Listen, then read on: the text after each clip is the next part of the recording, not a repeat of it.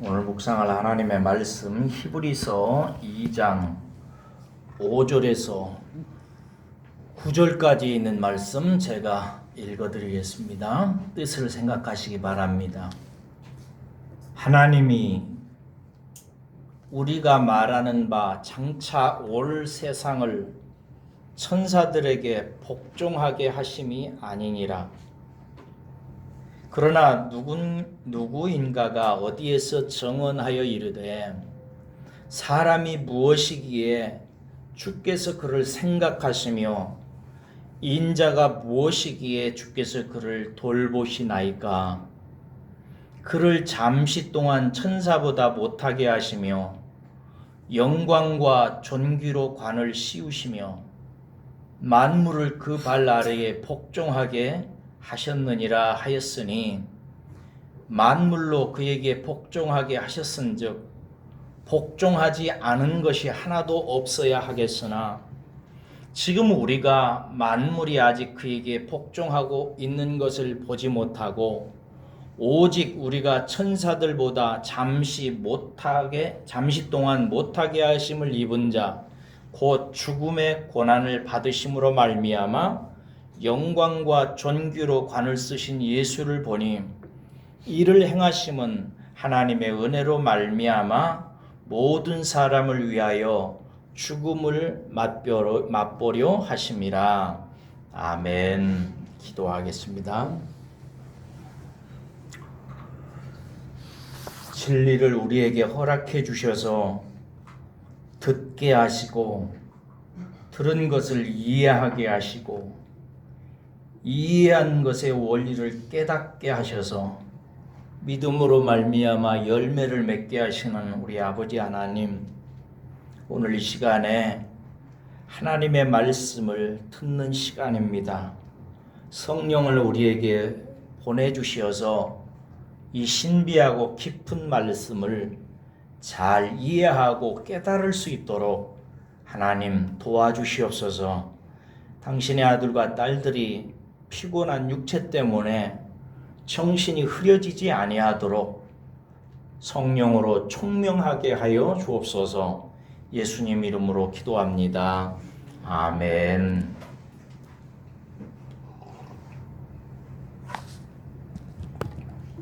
제가 요즘 몸이 많이 좋아졌습니다.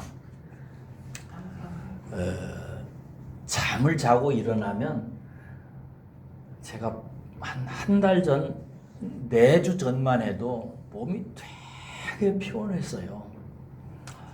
특히 새벽 예배를 인도하려고 4시 20분에 일어나려면 막 하면서 겨우겨우 일어나가지고 새벽 예배를 인도하고 그리고 다시 막 푹 쓰러지는 정도로 너무 힘들어서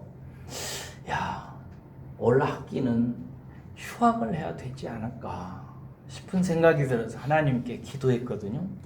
근데 요즘에는 아침에 가뿐히 일어납니다. 새벽에도 아주 가뿐히 일어나고요. 몸이 요즘에 많이 좋아졌습니다. 왜 그러냐면 비타민 C를 먹어서 그래요.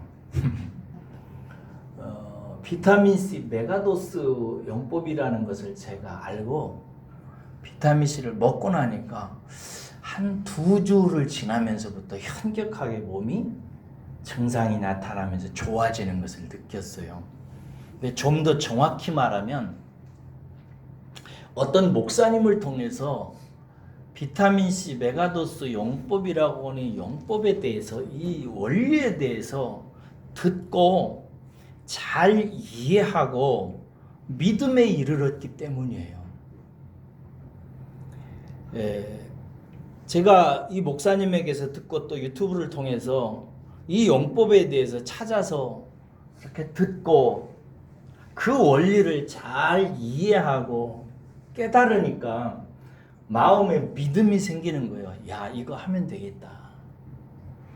원리를 알겠는 거예요. 그래서 믿음에 이르게 되니까 열심히 먹게 되니까 그 효능이 나타나는 것을 발견합니다. 여러분, 복음도 마찬가지입니다. 이미 복음이 있어요. 근데 이 복음을 잘 듣고 그리고 이 복음의 원리를 잘 이해하게 되면 믿음에 이르게 돼요. 그러면 이 복음으로 살 수 있는 의지와 노력이 성령으로부터 옵니다. 그러면 우리는 그 결과를 누리게 되는 거예요. 특별히 우리가 묵상하고 있는 히브리서는 조금 어렵습니다.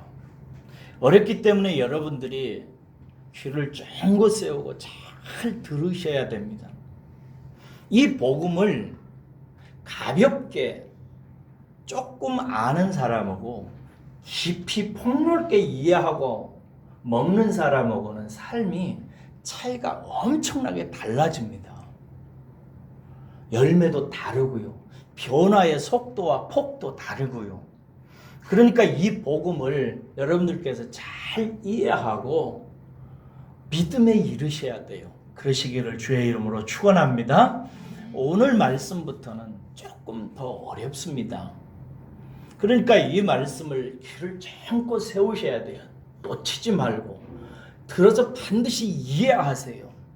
이해를 못하겠거든 제가 유튜브에 올려놓을 테니까 반복해서 들으세요. 들으면서 이 히브리서에 나타난 하나님의 복음을 충분히 이해하고 믿음에 이르기까지 깨달으시기를 주의 이름으로 축원합니다. 히브리서는 예수에 대해서 듣고 생각하고 깨달아서 현실에서 승리하게 하는 책이에요. 그런데 그렇게 하지 못하도록 만드는 상황이 누구에게나 언제나 따라옵니다. 히브리서뿐만 아니라 하나님의 말씀을 듣고 이해하고 깨달음에 이르지 못하도록 만드는 상황이 항상 우리에게 와요. 그건 주로 이제 마귀 새끼한테 오는 것인데 사탄이 우리에게 그런 환경을 조성합니다. 로마에 살고 있었던 고난당하는 로마 크리스찬들도 마찬가지였습니다. 그들에게는 그런 현실이 있었어요. 첫째 그 현실인데 그 현실이 뭐냐면 로마라고 하는 정치 권력으로부터의 엄청난 박해였어요. 굉장히 핍박을 당했어요. 그래서 그런 상황 속에서 복음으로 살아가기가 굉장히 어려운 지경이었어요. 그런데 여러분 사람이 어렵다고 해서 포기하나요? 그렇지 않습니다. 그만한 가치와 그만한 의미가 있으면 어려움도 기꺼이 사람은 넘어가게 되어 있어요. 그래서 로마에 살고 있는 크리스찬들도 어렵다고 해서 로마가 핍박한다고 해서 쓰러지는 것은 아니거든요. 문제는 뭐냐면 그 어려운 상황을 이기고 넘길 수 있는 의미와 해석 이것이 있어야 돼요. 그런데 그들에게 주어진 해석은 영 바람직한 것이 아니었어요. 현실이 아무리 어렵고 힘들어도 의미가 있으면 이겨낼 수 있는데 로마 기독교인들을 회유하는 유대인들의 해석이 만만치가 않았어요. 그게 뭐냐면 유대인들은 이러한 세계관 속에서 살았어요. 천지 우주 만물을 지으신 하나님이 위에 계시고 그리고 사람은 땅에 살아요. 근데 이 땅에 사는 사람을 지으신 하나님께서 이 사람에게 말씀하시고 움직이시고 가르치시는 일을 천사라고 하는 존재를 통해서 하신다고 이 유대인들은 믿고 있었어요. 그리고 특별히 이 천사는 하는 일이 뭐냐? 이 사람들에게 율법을 전달해 주었어요. 그래서 이스라엘 사람들은 하나님께서 천사를 통해서 우리에게 주신 율법을 가지고 살아가야 된다고 이렇게 생각했어요. 그런데 뜬금없이 어느 날 예수라고 하는 자가 나타나가지고 믿음으로 구원을 얻는다면서 복음을 전하는 거예요. 그러므로 유대인들은 그 로마에 살고 있는 크리스찬들에게 하나님께서 원래 천사를 통해서 우리에게 어떻게 하나님을 섬기고 살아가야 되는지를 가르쳐준 그 율법의 원리로 살아야 된다. 그리로 다시 돌아와라. 그렇게 돌아오지 않기 때문에 너희들이 로마라고 하는 나쁜 자들에 의해서 그렇게 핍박을 당하고 어려움을 당하는 것이다 라고 회유한 거예요. 이것이 여러분 로마에 살고 있는 기독교인들에게는 심상치가 않고 쉽지 않은 해석이었어요. 여러분 요즘에도 예수를 믿다가 환난을 당하면 사람이 흔들립니다. 그렇죠? 내가 이제 은혜의 습교에 나와가지고 열심히 신앙생활 해야 되겠다라고 생각해서 나왔는데 몸이 아프거나 사고가 나거나 무슨 일을 당하기 시작 환난이 임하면 사람이 흔들리게 되어 있어요. 안 흔들리는 사람 없습니다. 다 흔들립니다. 이때 옆에 어떤 사람이 거봐 왜 잘 믿고 다니던 부처님을 떠나 그러니까 아프지. 혹은 왜 조상님에게 제사를 안 드려? 왜 내내 잘 지내던 제사를 안 지내? 그러니까 조상님이 지금 화를 내시고 그런 거 아니야. 이런 식으로 얘기하면 우리들은 덜컥 겁이 나고 몹시 흔들리기 시작하는 것이죠. 그렇죠? 이에 로마에서 고난당하는 디아스포라들은 이 기독교인들은 심하게 그래서 요동하고 어떤 사람은 교회를 떠나는 사람도 있었던 거예요. 그래서 저자는 하나님께서 아들을 통해서 계시하신 그들이 믿고 있는 복음이 참되다는 사실을 얘기하기 시작하기 위해서 1장 1절부터 3절까지는 우리에게 계시로 오신 예수님이 누구인지를 말씀하세요. 그리고 나서 4절부터 14절까지는 유대인들이 믿고 있는 천사를 통해서 온 율법하고 하나님의 아들인 예수님을 통해서 온 복음하고를 비교하기 위해서 두 계시자를 비교해요. 하나는 천사를, 하나는 하나님의 아들을. 그러면서 말하기를 간단히 얘기해서 이런 얘기예요. 예수는 하나님의 아들이고 창조주다. 이에 비해서 볼 때 천사는 피조물이고 그 아들에게 영광을 돌려야 되는 자다. 그리고 또 하나님의 아들은 창조주이고 온 세상을 다스리고 통치하는 심판주다. 이에 비할 때 천사는 그 일을 하기 위해서 섬기는 불처럼 바람처럼 잠시 입다가 벗어버리는 옷처럼 그렇게 쓰임받는 일꾼 사역자에 불과하다. 그러니 천사를 통해서 온 율법하고 하나님의 아들인 창조주를 통해서 계시된 복음하고 어떤 것이 더 뛰어나겠느냐, 어떤 것이 더 위에 있느냐라고 판단하게 해요. 여러분들이 볼 때 하나님의 아들이 계시한 것하고 그 아들의 일꾼인 천사가 전해준 것하고 어느 것이 더 위라고 보겠어요? 당연히 하나님의 아들이지요. 그 이야기를 한 거예요. 그러면서 2장으로 넘어가서 2장 1절부터 4절까지를 통해서 이 히브리서 저자는 기독교인들에게 흔들리는 기독교인들에게 경고를 합니다. 그러면서 뭐라고 그래요? 흘러 떠내려가지 않도록 함이 마땅하다. 예수와 비교할 수 없이 열등한 천사를 통해서 계시된 율법을 불순종했다가 이스라엘 사람들이 받은 보응이 얼마나 큰지를 잘 알 거다. 과거에 그렇게 율법을 어김으로 말미암아 받게 된 보응도 너무나 큰데 하나님의 아들 예수를 통해서 받은 하나님의 복음을 배신하고 떠나고 나서 받게 될 보응이 얼마나 큰 것인지를 생각해 보라고 말하면서 복음에서 흘러 떠내려가지 않도록 하는 것이 마땅하다, 그게 지당하다, 이런 얘기를 해요. 여러분들은 어떤 경우에도 복음이 여러분의 마음에서 흘러 떠내려가지 않도록 주의하시기를 주의 이름으로 축원합니다. 마치 항구에 닷줄로 묶여있는 배가 닷줄이 풀어져서 바다로 둥실둥실 떠내려가듯이 여러분들의 그렇게 마음에 있는 진리가 일상생활에서 그렇게 흐려지고 멀어지지 않도록, 마치 주부가 설거지를 하다가 손가락에서 반지가 빠져서 수채구멍이 다 들어가듯이 그렇게 여러분 마음속에 있는 진리가 여러분들의 어떤 어려운 환경이나 여건이 있다고 해서 그렇게 빠져나가지 않도록, 그렇게 머리에서 여러분의 복음이 사라지지 않도록 삼가 주의하고 꼭 복음 안에 거하시기를 주의 이름으로 축원합니다. 그래요. 그러면 이제 우리는 근본적인 질문 하나를, 여러분들이 이제 성경을 읽으면서 생각하면서 읽은 분들은 이런 생각을 하게 될 거예요. 그럼 하나님께서, 유대인들은 하나님이, 저를 보세요, 하나님이 만물을 지으시고 거기에 살게 하신 인간을 어떻게 하나님을 경배하고 살아가도록 하기 위해서 천사를 통해서 율법을 주셔서 살게 하셨는데, 유대인들은 그렇게 믿고 있잖아요. 그럼 그것이 틀렸단 말인가?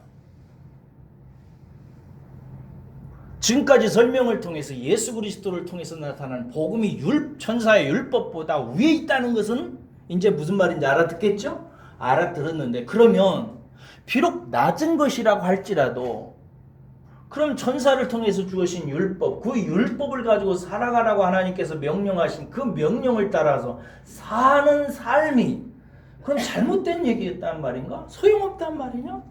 그럼 뭐 하려고 하나님께서 천사를 통해서 모세에게 율법을 주셨고 하나님께서 우리들에게, 유대인들에게 율법을 따라 살라고 말씀하셨을까? 라고 묻지 않을 수가 없게 되죠. 그렇죠? 그래서 이 질문은 이런 질문이에요. 그러면 하나님께서 천사를 통해서 인생을 율법 안에서 살도록 하신 것이 원래 하나님께서 생각하신 것이 아니란 말인가? 라고 하는 질문이에요. 그렇습니다. 하나님은 원래 천사를 통해서 율법을 가지고 인생을 살아가게 만들어서 하나님 나라를 이루려고 하는 방식은 하나님 안에 원래 없었어요. 원래 계획이 아니에요. 5절을 보시기 바랍니다. 오늘 본문 말씀. 5절은 이제 그 얘기한 거예요. 하나님은 천사의 율법으로 말씀하시고 자기 백성이 그 율법 아래 살게 하지 않으셨다는 거예요. 거기 보면 5절에 이렇게 돼 있어요. 하나님이 장차 올 세상을 천사들에게 복종하게 하심이 아니니라, 이렇게 돼 있어요. 자, 저를 보세요. 하나님은 장차 오게 할 세상은 뭐예요? 무슨 얘기인 것 같아요? 하나님께서 이제 이 역사를 통해서 온전히 하나님 나라를 완성하셔서 천국이 되는 걸 말하죠. 그렇게 온전한 하나님 나라가 이루어지는 그때는 사람이 누구의 지배 아래 있지 않는다고요? 천사의 지배를 안 받는 것이라, 복종하게 하심이 아니라라는 거예요. 즉 하나님, 천사, 사람의 방식은, 하나님, 천사, 사람의 방식은 잠시 동안, 언제 동안? 잠시 동안, 잠깐 동안 하나님이 어떤 특별한 이유가 있기 때문에 그렇다는 사실을 이제 시작해요. 그래서 이렇게 살아가는 방식은 하나님께서 사람을 너무나 놀라운 존재로 만드시기 위해서 잠시 잠깐 무슨 일이 있어가지고 그렇게 천사를 통해서 말씀하신 율법 아래서 사람을 살게 하신 것이라는 사실을 우리는 짐작할 수 있어요. 이 진리를 이미 구약에서 다윗이라고 하는 사람이 이 진리를 예언해요. 그래서 그 밑에 6절부터 보면 무슨 얘기예요? 그러나 누구인가가 어디에서 증언하여 이르기를, 이게 이제 신비적인 방법인데 히브리 사람들이 분명히 다 누군가 알긴 아는데, 누가 했는지는 알긴 아는데 그 사람을 주목시키고 이끌기 위해서 뭐라고 표현하냐면, 여기 뭐라고 돼 있어요? 누구인가가 어디에서 증언하기를, 이렇게 돼 있어요. 이게 누구인가가 어디에서 증언했는지를 다른 사람들이 이 말을 들으면 안다 모른다? 안다는 거예요. 여러분들은 알아 몰라? 알아야 되는데. 근데 이 히브리서 편지를 받는 사람들은 안다 모른다? 알아요. 누구인가가 어디에서 이르기를, 이 말은 뭐냐면 다윗이라고 하는 사람이 시편 8편에서 이르기를 하면서 시편 8편을 인용을 해요. 거기에 사람이 무엇이간데 이래가면서 그런 얘기 나오죠. 이게 나오면서 원래 하나님께서 천사를 통해서 율법을 가지고 살아가는 세상을 만드는 것이 아니라 천사 없이 율법 없이 하나님과의 직통으로 살면서 살아가는 하나님 나라를 만드는 얘기를 했다 이거예요. 어디에서? 시편 8편에서. 누가? 다윗이. 그럼 시편 8편으로 가보십시다. 시편 8편으로 가봐.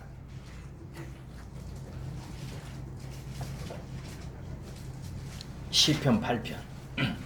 시편 8편은요, 여러분, 다윗이 성령이 충만해가지고 하나님이 창조하신 이상적인 세계를 본 거예요, 이 사람이, 다윗이. 여러분들도 그런 것 좀 보시기 바랍니다. 성령이 충만해가지고요, 하나님이 완성하실 이상적인 세계, 요즘 우리말로 말하면 천국과 같은 세상을 본 거예요. 보고 쓴 시가 시편 8편이에요. 여기 보면, 자 보세요. 1절 보세요.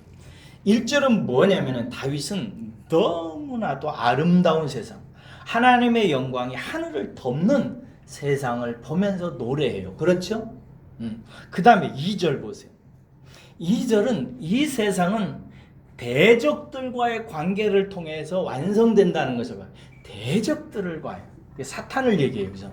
사탄을 극복하고 이기고 싸워서 승리하면서 완성되는데, 그렇게 완성된 세상을 어린 젖먹이들의 입술을 통해서도 권위 있게 드러낸다. 애들도 그것을 다 안다 이 말을 말한다 이거예요. 그리고 또 이 아이들의 말을 통해서 원수들과 보복자들이 할 말을 잃게 만든다 이거예요. 그 하나님의 이상적인 세계를 만든 그것이 너무나 신비스러워서 어린아이들도 그런데 그 모든 것을 알고, 어린아이들의 그 말을 들으면서 원수들이 그거 못 만들게 하려고 했는데, 원수들이 아이들 말을 들으면서 입이 다물어진다. 할 말이 없다. 그렇게 하나님이 신비스럽게 만들었다. 3절 보세요. 다윗은 다시 그렇게 주의 손으로 빚어진 하늘을 보면서 다시 한번 탐복합니다. 그리고 4절에서 5절 히브리서 인용한 부분이에요. 이렇게, 대체 사람이란 존재가 무엇이기에 주께서 이렇게까지 생각하시며 인자가, 이것도 이제 신약에서는 이게 예수님을 가리키는 표현인데 구약에서는 사람을 가리키는 표현이에요. 그냥 인자가 무엇이기에 이렇게까지 돌보시냐고 탐복해요. 대체 하나님이 사람에 대해서, 우리들을, 인간을 얼마나 생각하시고 얼마나 귀하게 생각하기에 이렇게까지 돌보시고 만지시고 이렇게 인도하셔서 마침내 하나님이 사람을 통해서 다스리시는 이 놀라운 세계를 완성하셨는지를 노래해요. 그리고 6절에서 9절 보세요. 그리고 사람을 돌보심으로 말미암아 완성된 세계를 노래해요. 즉 주의 손으로 만드신 만유를 누가 다스려요? 사람이 다스리게 한다. 누가 다스려요? 하나님이? 천사가? 사람이 다스리게 하시고 그 만물을 누구 발 아래? 그 발 아래. 그는 여기서 사람을 말하는 거예요. 사람 발 아래 두셨다고. 그래서 너무나 아름답고 놀라운 세상이 되었다고 노래하는 내용이에요. 자, 저를 보세요. 시편 8편은 다시 이제 정리하면 다윗이 성령 충만해서 미래에 하나님께서 완성하실 놀라운 천국을 본 거예요. 봤는데 그 천국이 너무나 아름다워서 그 완성된 천국을 보면서 원수들이, 사탄과 그에게 속한 자들이 할 말이 없는 거예요. 입이 다물어. 애들의 찬송과 설명을 들으면서 마귀가 막 말을 못하는 거예요. 너무나 신기해가지고. 그게 뭐냐? 세상에 하나님께서 사람을 얼마나 귀하게 생기고 인간을 얼마나 소중하게 다루시고 인도하셔서 그 천사보다 못한 상태에 있는 사람을 하나님께서 새롭게 하시고 돌보셔서 마침내 그 사람의 발 아래에다가 하나님이 지으신 모든 세계가 다 굴복하도록 만들었다요. 이해하시겠어요? 그렇게 굴복하도록 만드셨는데 그 세상이 그렇게 해서 사람의 발 아래에서 펼쳐지는 모든 세상이 그렇게도 아름답고 영광스러워서 다윗이 노래하는 거예요. 그런 찬양 시예요. 그게 마침내 사람으로 하여금 만유를 발 아래에다 두고 다스리게 하시는 이상 세계를 만드셨다고 노래하는 찬송이에요. 여러분, 이제 눈치를 채셨어야 돼요. 원래 제가 유대인들이 생각하는 인생은 뭐라고 하죠? 하나님이 계시고 하나님이 천사를 통해서 율법으로 삶은 무엇이고 인생은 무엇이고 어떻게 살아가야 되는지를 가르치셔서 그 율법 아래에서 인간이 살아가도록 만들었다고 그랬어요.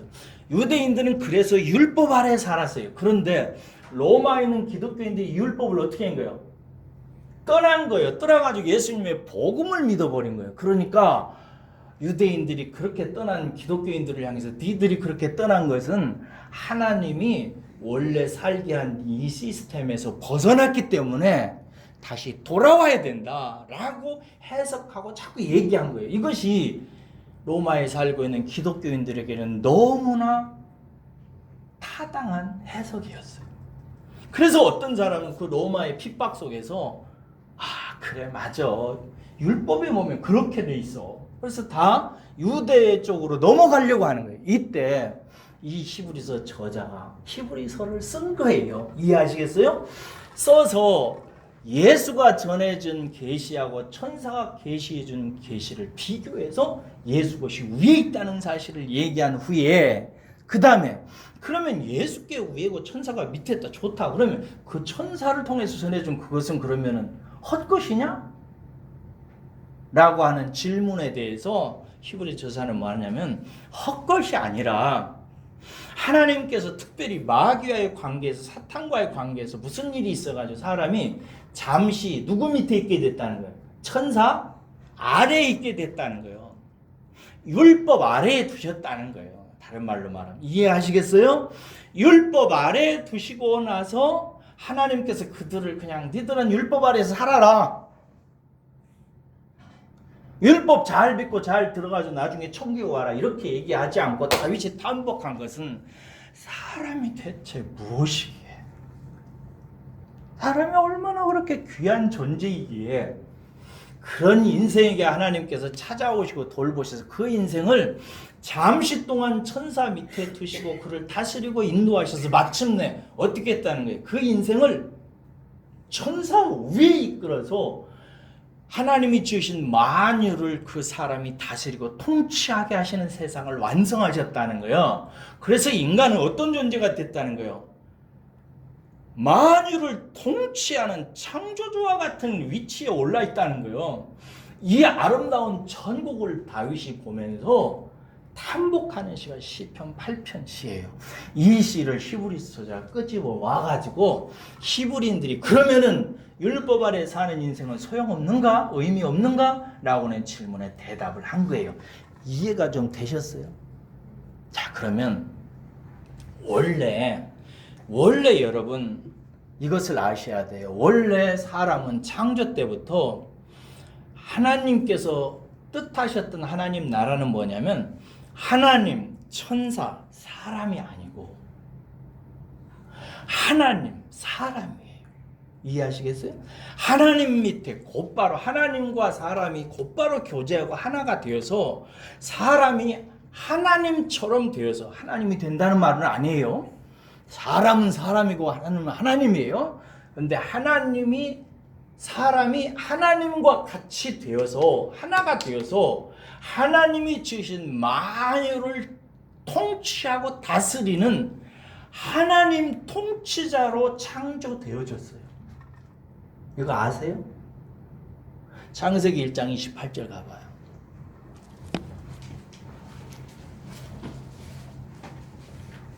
오늘 이 말씀을 통해서 여러분들이 최소한 카톨릭이 왜 이단인지 아닌지는 딱 눈치챌 수 있어야 돼요. 창세기 1장 27절, 28절 가서 읽어보겠습니다. 27절 28절 읽겠습니다. 시작. 하나님이 자기 형상 곧 하나님의 형상대로 사람을 창조하시되 남자와 여자를 창조하시고 하나님이 그들에게 복을 주시며 하나님이 그들에게 이르시되 생육하고 번성하여 땅에 충만하라. 땅을 정복하라. 바다의 물고기와 하늘의 새와 땅에 움직이는 모든 생물을 다스리라 하시냐. 자, 저를 보세요. 처음에 하나님께서 창조하시고 사람을 복 주시는 내용이에요. 여기 보면은 하나님께서 사람을 흙으로 빚으실 때 하나님의 형상으로 지었다고요. 하나님의 형상으로 지은 후에 그에게 복을 주셨어요. 복을 주신 후에 그들에게 뭐라고 해요? 생육하고 번성해라, 많아져라 이 말이에요. 많아진 후에 하나님이 지으신 하늘과 땅과 모든 자연물을 어떻게 해라? 다스려라, 통치하라. 여기에 천사가 있어요, 없어요? 없어요. 율법이 있어요, 없어요? 없어요.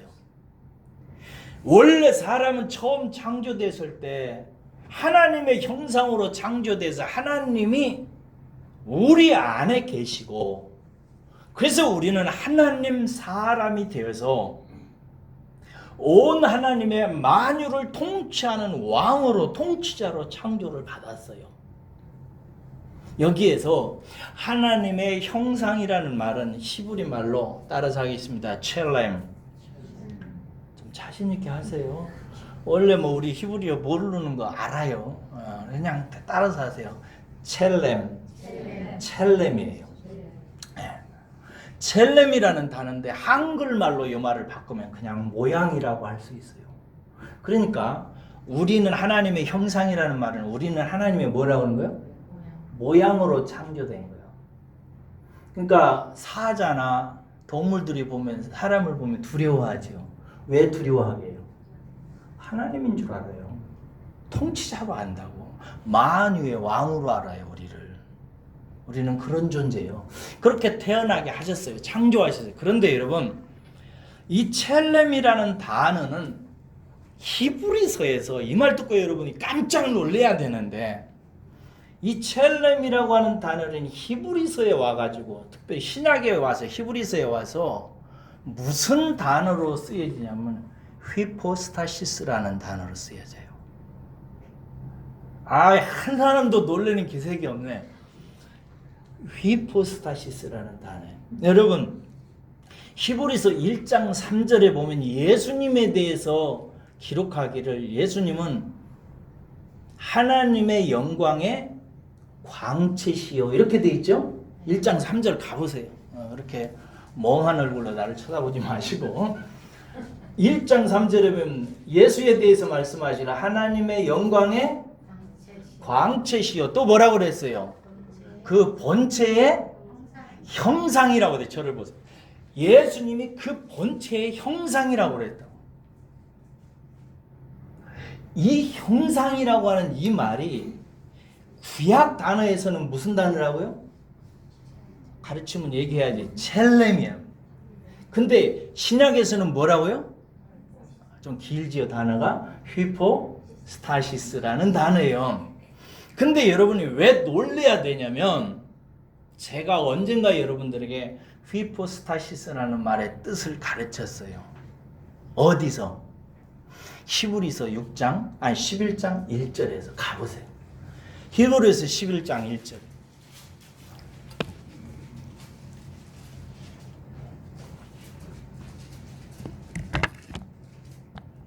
시작. 됐어요. 믿음은 바라는 것들의 실상이요라고 할 때 거기서 실상이라는 단어가 휘포스타시스라고 했어요. 자, 이제 저를 보세요. 이 휘포스타시스라는 말을 제가 믿음은 바라는 것들의 실상이라는 말을 설명할 때 이렇게 설명했던 기억을 떠올려 보세요. 믿음은 뭐냐면 휘포스타시스예요. 휘포는 뭐냐면 어디 밑에서, 배경에서, 바닥에서, 근원에서, 이런 뜻이에요. 스타시스라는 말은 서 있다는 거예요. 서 있다. 이게 무슨 뜻이냐면 사람이 무슨 일을 하거나 무엇을 꿈꾸거나 소망할 때 그의 마음이 영원 밑바닥에서 그의 노력의 바탕에서 그것을 할 수 있도록 서 있을 수 있도록 받쳐주는 것이라고 그랬어요. 그래서 우리가 어떤 할머니가 시장 바닥에서 손자를 위해서 시금치 장사를 할 수 있는 이유는 뭐예요? 믿음이라고 그랬어요. 뭘 믿는 거예요? 내가 이렇게 수고하면 내 손자가 먹고 자라나서 나중에 훌륭한 사람이 되겠지 하는 이것이에요. 이것이 없으면 이 할머니는 노년에 시장에서 시금치 장사를 할 수 있어요, 없어요? 못해요. 못하는 겁니다. 이게 믿음이라고요. 여러분들이 예를 들어서 금요일날 밤이나 하나님 앞에 기도할 때 뭐 때문에 하는 거예요? 믿음 때문에 하는 거잖아요. 하나님을 믿잖아요. 그럼 그 믿음이라는 게 뭐예요? 내가 이렇게 하나님 앞에 기도하면 하나님께서 들으시고 응답할 것을 믿기 때문에 기도하는 거죠. 그렇죠? 안 믿으면 뭐 하려고 기도하겠어요? 그런 기도 미친 거예요. 그거 안 믿으면. 믿지 않고는 기도를 하지를 마세요. 믿어야 돼. 믿음이 없이는 소용없는 거예요. 그러면 기도하면서 믿는 것이라는 건 뭐예요? 내가 이렇게 기도하면 하나님께서 내 음성에 귀를 기울이시고 들으시고 응답하실 것이라는 것을 믿는 걸 말하죠. 이게 뭐냐면 내가 기도를 바라면서 믿는 걸 얘기하는, 그건 뭐냐면 내가 하는 행위를 내 영혼의 바탕에서, 배경에서, 밑에서 받쳐주는 무엇이에요? 이해가 되나? 사람의 어떤 행동의 근원을 말하는 거예요. 배경을 말하는 거예요. 그 믿음 때문에 우리는 버스 타고 밥도 먹고 공부도 하고 막 하는 거예요. 미주가 열심히 그림을 그렸단 말이에요. 열심히 그림을 그린 것은 뭐 때문에 한 거냐? 믿음 때문에 하는 거라고. 내가 이렇게 열심히 그림을 그리면 더 잘 그려지겠지. 이거 믿지? 이렇게 그리면 나중에 대학 들어가겠지. 믿었지? 이렇게 열심히 하면은 나중에 그래도 미술로 어떻게 성공할 수 있겠지 하는 작은 믿음이라도 가지고 있기 때문에 열심히 하는 거예요. 그럼 그 믿음이라는 게 뭐예요? 미주가 열심히 그리는 행동을 밑에서 마음에서 받쳐주는 거예요. 그 일을 계속 할 수 있도록. 이게 믿음이에요. 그 믿음을 가리키는 말이 휘포스타시스라는 단어예요. 그런데 하나님께서 우리를 창조하실 때 휘포스타시스로 창조했다 이 말이에요. 이게 무슨 말인가? 사람은요, 하나님이 계시고 하나님이 영광스러운 분이라는 사실이 이 역사에 세워질 수 있도록, 이 역사에서 구현될 수 있도록 역할을 하는 존재라는 뜻이에요.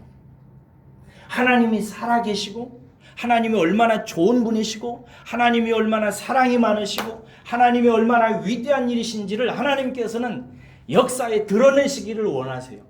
그 역사를 드러내는 일을 밑에서 그 일이 가능하도록 역할을 해주는 존재가 사람이에요.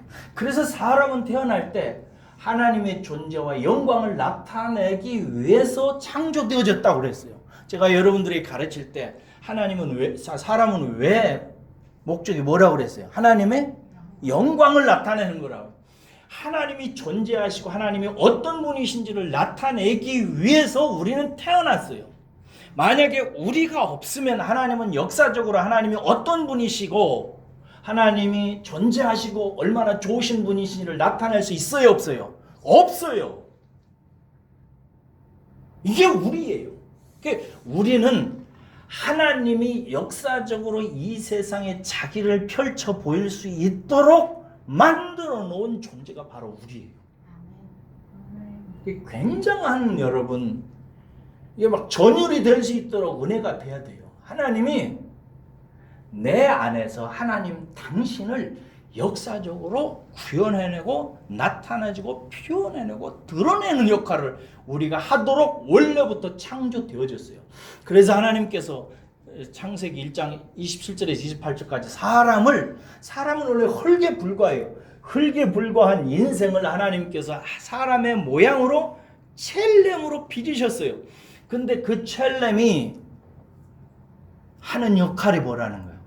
역사적으로 하나님의 만유 가운데 하나님을 드러내고 하나님이 어떤 분이시고 하나님이 얼마나 위대하시고 얼마나 사랑이 많으시고 존귀하신 분인지를 이 세상에 구현해내고 나타내는 역할을 하는 존재가 사람이다 이거예요. 그래서 이 일을 하는 데 있어서 이사야서 43장 7절에서는 이렇게 돼 있어요. 내 이름으로 불려지는 모든 자 곧 내가 내 영광을 위하여 창조한 자를 오게 하라. 누구 무엇을 위해서 창조한 자를 오게 하라? 내 영광을 위해서 내 존재와 내 영광을 나타내기 위해서 내가 만들어 놓은 내 백성이 있다. 그게 여러분들이라 이거야. 할렐루야. 우리들을 향해서 이사야를 통해서 내 백성을 오게 하라. 내가 그들을 지었느니라 라고 말씀하십니다. 그런데요, 이 사람이 하나님의 영광을 휘포스타시스 하기 위해서 출생한 첼렘이 사탄이라고 하는 대적 때문에 어느 날 타락을 해버리는 거예요. 이해하시겠어요? 타락을 해요. 그래서 하나님의 영광을 나타내는 것이 아니라 누구를 나타내냐? 사탄의 영광을 나타내기 시작한 거예요. 섬찟한 것입니다. 마귀가 존재하고 마귀가 얼마나 더럽고 악하고 무지하고 어리석고 목매하고 음란하고 더러운지를 드러내는 존재로 우리들을 사탄이 유혹을 해서 떨어뜨려 버린 거예요. 이것이 인간의 타락이에요. 그래서 사람은 하나님과에 대해서는 상관없는 존재가 되고, 다른 말로 말하면 죽어버리고, 사단에 대해서 살아서 사단과 이제 짝이 되고 하나가 되어서 하나님의 영광을 위해서 살지 않고 사단을 나타내는 영광의 사람으로 이 세상에 태어나서 겉으로는 광명의 천사들은 번지르르 하지요. 사탄을 뭐라고 그래요? 광명의 천사라고 그러죠? 번지르르 해요. 예쁘게 치장하고 아주 그냥 이것저것 바르고 옷 잘 입고 말씨는 교묘하게 교양 있는 말로 하고 노래는 예쁜 노래를 하고 차는 좋은 차를 타고 광명의 천사의 형상으로 가장을 하고 하는 일들은 다 뭘 하는 거예요? 자기 욕망과 자기 욕구와 자기 욕심을 따라 사는 이 사탄을 나타내는 모습으로 인간이 살아가고 있어요. 세상 다른 모든 사람들이 그렇게 다 사탄을 나타내고 있는 거예요. 사탄을. 여러분, 이렇게 하나님의 형상이 사탄의 첼레메로 변해버렸을 때 여러분이 하나님이라면 이제 다윗이 뭐 때문에 감탄해요? 하나님, 도대체 인간이 무엇이기에 이렇게 타락해버린 인간을 내버려 두지 아니하시고 저들을 돌보시나이까? 저들을 이렇게도 생각하셨습니까? 라고 탐복하죠. 자, 그러면 하나님께서 그런 우리를 그렇게 생각하시고 돌보신다고 할 때 여러분 같으면 어떻게 이제 이 인생을 구원하시기 시작하겠어요? 인간이 지정의를 가지고 있단 말이에요. 어떻게 해야 되냐면, 자 보세요. 오늘 설교를 좀 길어지지만 이해하세요. 중요한 설교입니다. 어떻게 해야 되냐면, 먼저 하나님께서 사람에게, 우리는 지각도 가지고 여전히 생각도 하고 이렇게 듣고 이런 존재, 먼저 사람에게 하나님께서 너희들이 지금 나 여호와에게서 떠나서 죽어서 사단의 영광을 나타내는 망가진 인생이 되었다라는 사실을 먼저 알려줘야 되지 않겠어요? 그리고 그 결과가 무엇이라는 사실을 알려줘야 되지 않겠어요? 그죠? 그리고 너희들 스스로가 내 하나님 앞에 이제 장차 완성될 하나님 나라에 들어오려면은 어떻게 해야 되는지를 알려줘야 될 거 아니에요. 그죠? 이것을 율법이라고 해요. 이해하신다? 율법이라. 그리고 이 율법을 전달해 준 자가 있는데 누구라고요? 천사라고요. 그래서 이제 감이 와야 돼요. 하나님께서 왜 원래 하나님 사람으로 하나님의 만유를 통치하는 존재로 영구광된 통치자로 지어진 인간이 왜 어느 날 갑자기 천사 밑에 있게 되었고 천사보다 조금 아래에 있어서 천사를 통해서 하나님께서 말씀하시는 율법을 받아서 율법을 통해서 하나님이 어떤 분이시고 우리의 운명의 장차는 어떻게 될 것이고 어떻게 살아가야 되고 이런 것들을 알아듣는 존재가 되게 되었는지를 이제 알게 되겠어요? 그렇게 돼서 그래서 하나님께서 임시 방편으로 시편 8편과 오늘 히브리서에 나와 있는데 잠시 잠깐 동안 영원히 그렇게 하는 거 아니라 잠시 우리를 원래는 천사 위에 있었는데 천사는 우리 심부름뿐이에요. 초대교회 당시 어떤 분파들은요 천사를 숭배하는 분파들도 있었어요. 우리는 그런 존재가 아니에요. 우리는 천사 위에 있었는데 타락함으로 말미암아 하나님께서 우리들을 다시 구원하시기 위해서 먼저 우리의 상태를 이해시키시고 깨닫게 하시고 다시 부르기 위한 부차적인 방편으로 우리에게 율법을 주시기 위해서 천사를 동원해서 우리를 천사 밑에다가 두시고 잠시 있게 하던 시절이 있었다 이거예요. 이렇게 나타난 것이 율법이고 이런 율법 아래서 질서가 하나님, 천사, 사람이에요. 우리는 이 율법을 통해서 우리의 영적인 처참한 실상을 알게 돼요. 그러나 이것으로 우리를 구원할 수는 없어요. 그렇죠? 율법을 통해서 하나님이 어떤 분이신지도 알 수 있어요. 사람은 어떻게 살아야 된다는 것도 알 수 있어요. 죄가 무엇인지도 알 수 있습니다. 그러나 그거 안다고 우리가 구원받을 수 있어요? 없어요. 그러므로 이 모든 것들은 하나님과 우리의 처지를 알려주기 위해서 천사를 통해서 잠시 우리에게 나타난 하나님의 계시의 과정일 뿐이지 궁극적인 진짜 처방은 아니에요. 그럼 진짜 처방은 어디에서 오는 거예요? 천사를 통해서 오는 것이 아니라 누구를 통해서 온다는 거예요? 아들 예수님을 통해서 온다는 거예요. 할렐루야. 이거예요, 이거. 그러니까 절대로 하나님, 천사, 사람의 방식은 근본적인 처방이 아니에요. 우리가 잠시 거기에 있었지만은 이제는 예수 그리스도를 통해서 거기서 나와야 되는 거예요. 알았죠? 나와야 되는 거예요. 나와서 예수 그리스도 안에서 하나님과 방불한 상태로 들어가는 것을 사모하고 나가야 된다 이 말이에요. 첼렘이 되기 위해서, 진정한 휘포스타시스가 되기 위해서, 하나님의 영광과 존재와 하나님의 어떠하심을 드러내기 위해서 예수 그리스도께서 우리를 구원했으니까 거기로 가야 된다는 거예요. 여러분, 이것이 심각한 거예요. 아직도.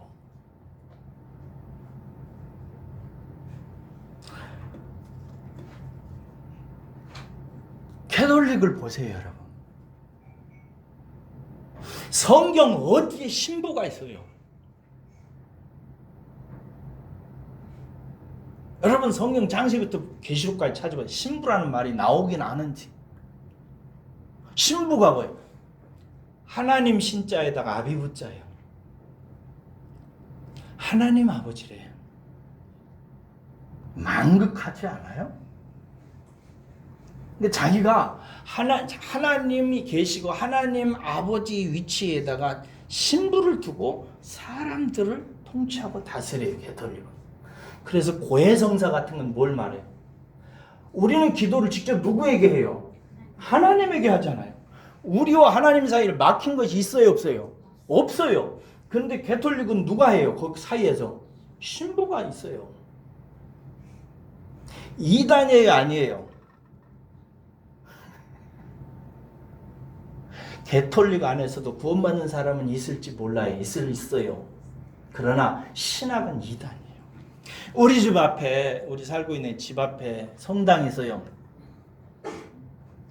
거기 보면은 제가 유심히 볼 때가 있어요. 예배 드리기 위해서 그 성도들이, 신자들이 거기 성당 들어갈 때. 성당 이쪽이라면 이렇게 가다가 가서 이렇게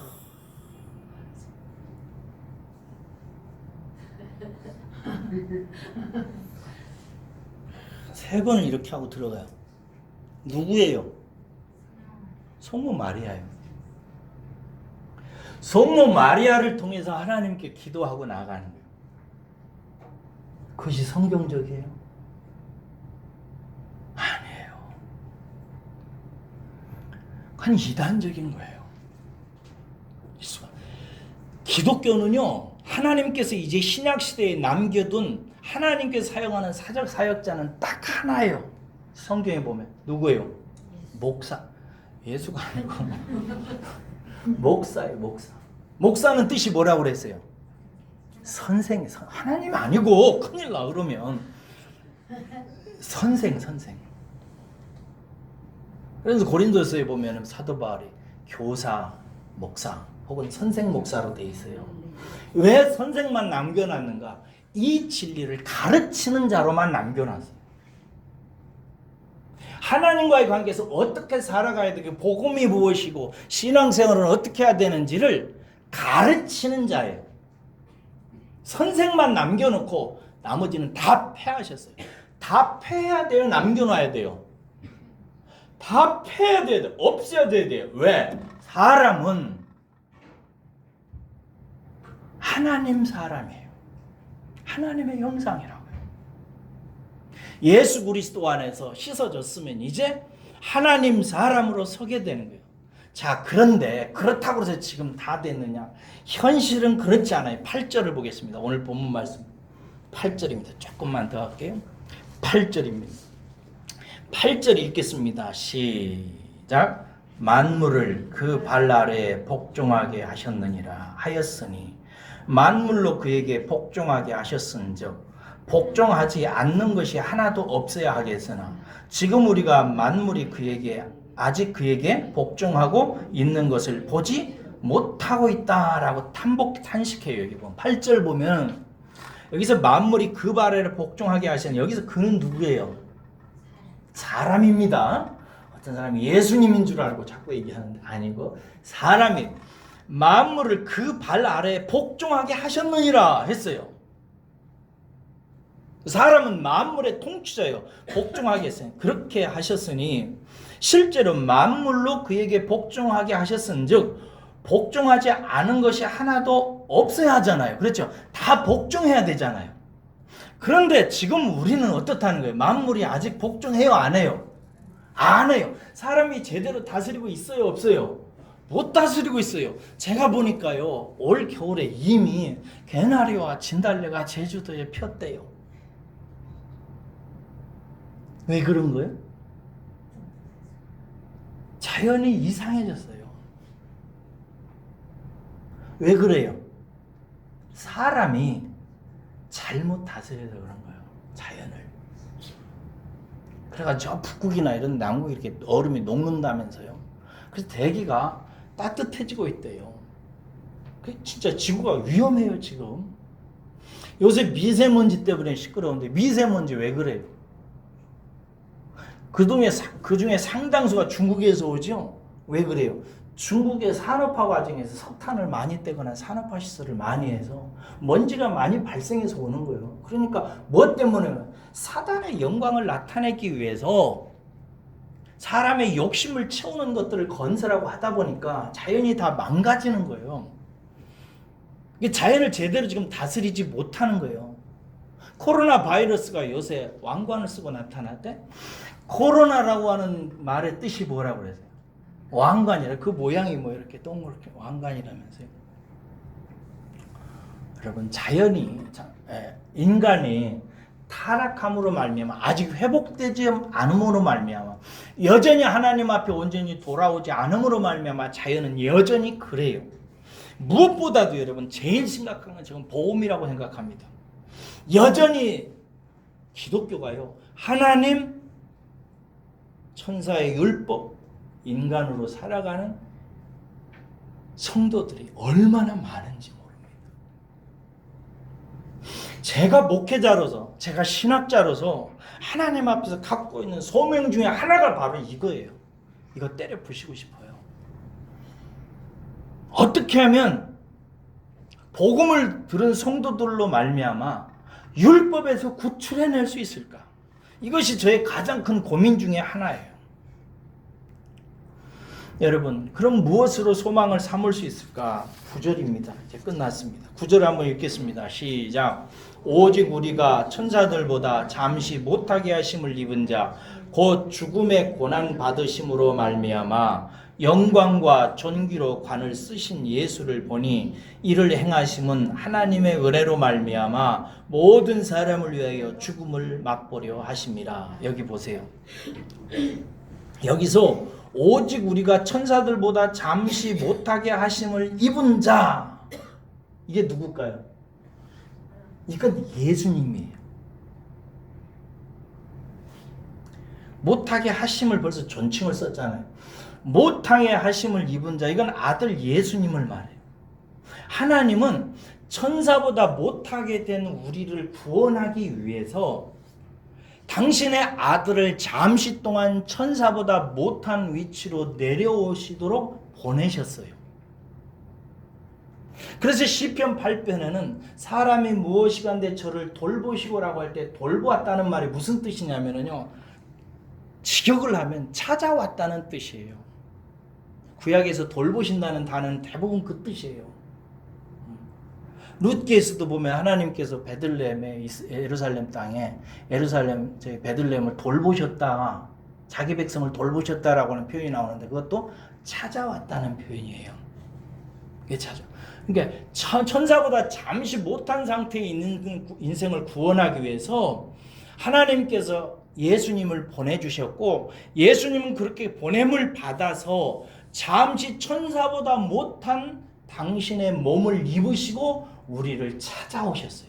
그래서 천사보다 못한 상태에서 마귀의 역할을 감당하는 인생을 구원하기 위해서 우리 대신 예수님께서 십자가에 달려 죽으심으로 말미암아 당신이 친히 죽음을 맛보시고 우리들도 그 예수 그리스도와 연합해서 죽음을 맛보게 하려 하심이라, 이렇게 되어 있어요. 우리가 맛보는 죽음하고 예수님이 맛보는 죽음하고는 어떻게 차이냐? 예수님은 우리 모든 인생을 천사 아래에 있는 인생을 천사 위에 위치로 끌어올리시기 위해서 친히 당신이 십자가에 달려 죽으셨고, 우리는 그 예수 그리스도와 연합해서 세상에 대해서, 죄에 대해서, 멸망에 대해서 죽음에 참여하게 하셨다 이 말. 믿는 자에게. 할렐루야. 그렇게 하셨다 이거예요. 아직까지 하나님의 계획과 역사가 완성되지 않아서 세상은 여전히 사람의 발 아래 있지 아니에요. 우리 아래에 있지 않습니다. 그러나 오늘 본문 말씀에서 9절은 그러나로 시작해요. 그러나, 히브리어에는 그렇게 돼 있어요. 그러나 보라, 이렇게 돼요. 세상은 여전히 우리 안에 굴복하고 있지 않다. 그러나 보라, 하나님의 아들이 잠시 천사보다 못한 자의 옷을 입으시고 내려오셔서 우리를 구원하기 위해서 죽음을 맛보시고 그런 말미암아 우리도 죽음을 맛보게 하려 하심이라 라고 되어 있어요. 그러므로 우리도 이제 세상에 대해서, 죄에 대해서, 멸망에 대해서 죽고 예수에 대해서, 하나님의 위치에 대해서, 내 원래 형상에 대해서 다시 살아남으로 말미암아 온 세상을 발 아래 두고 통치하는 우리 위치가 회복되는 시대로 들어가고 있다라는 얘기를 하는 거예요. 할렐루야. 그래서 여러분, 이 진리를 믿는 사람은, 저는 이 진리를 믿어요. 진짜 믿기 때문에 내가 나중에 하나님 사람이 되어서, 하나님이라는 말 안 해요. 제가 만약에 하나님이라면 난 이단입니다. 그냥 제거당합니다. 하나님은 하나님이고 사람은 사람이에요. 그런데 하나님 사람이라고 내가 이름을 붙이는 것은 하나님이 내 안에 있기 때문에 그래요. 풀어서 얘기하면 하나님을 모신 사람, 하나님 사람으로서 이제 온 만유를 다스릴 자가 바로 나다는 사실을 저는 알아요. 장차 우리는 그런 세상으로 들어가게 됩니다. 그런 세상을 앞에 둔 사람으로서 이 세상에서 여러분 째째하게 마귀의 형상이나 나타나면서 살아야 되겠어요? 그렇죠? 사랑하는 여러분, 로마에서 고난당하고 어렵게 살아가는 그리스찬들을 위해서 이 히브리서 저자가 이 편지를 쓰면서 우리가 원래 하나님의 사람으로, 하나님의 통치자로, 하나님의 영광을 드러내는 첼렘으로 창조되어졌는데 타락함으로 말미암아 마귀의 형상을 나타내는 자로 추락했다. 그래서 하나님이 이 인생을 그냥 버리지 아니하시고 불쌍히 여기셔서 이 인생을 건지시기 위해서 천사를 통해서 이 인생들에게 율법을 전달해 주도록 했다 이거요. 그래서 우리는 율법 아래에 살게 되었고 율법을 통해서 비로소 하나님이 어떤 분이시고 우리가 어떤 처지에 처해 있고 우리가 어떻게 해야 되는지에 대해서 알게 됐다 이거요. 그것이 유대교예요.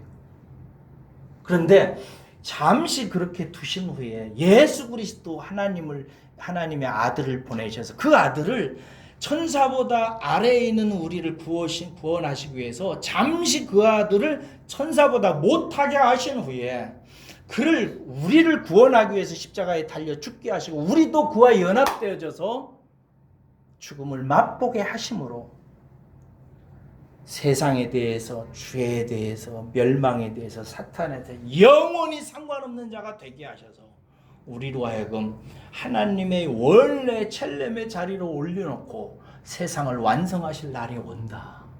그리고 다윗은 시편 8편에서 그것을 환상 중에 보고 놀랍고 감격해서 탄복하는 시를 쓰면서 하나님께 영광을 올려드리는 거예요. 사랑하는 여러분, 우리가 그런 진리 가운데 있다는 사실을 반복해서 자꾸 들으시고요. 이해하시고 그 원리를 깨달으셔야 믿음이 오기 시작해요. 믿음이 오면 생각도 달라지고 행동도 달라지고 인생의 목표도 달라지고 꿈도 달라지고 노력도 달라지기 시작합니다. 그렇게 여러분들은 반복해서 들으시고 믿음에 이르시기를 주의 이름으로 축원합니다. 기도하겠습니다. 고마우신 아버지 하나님, 오늘 놀라운 말씀을 나누었습니다. 이 말씀을 잘 이해하고 깨닫고 믿어서 장착 도래하게 될 하나님의 놀라운 이상세계 천국을 바라보며 살아가는 우리들이 되게 하여 주옵소서. 감사하고 예수님 이름으로 기도합니다. 아멘.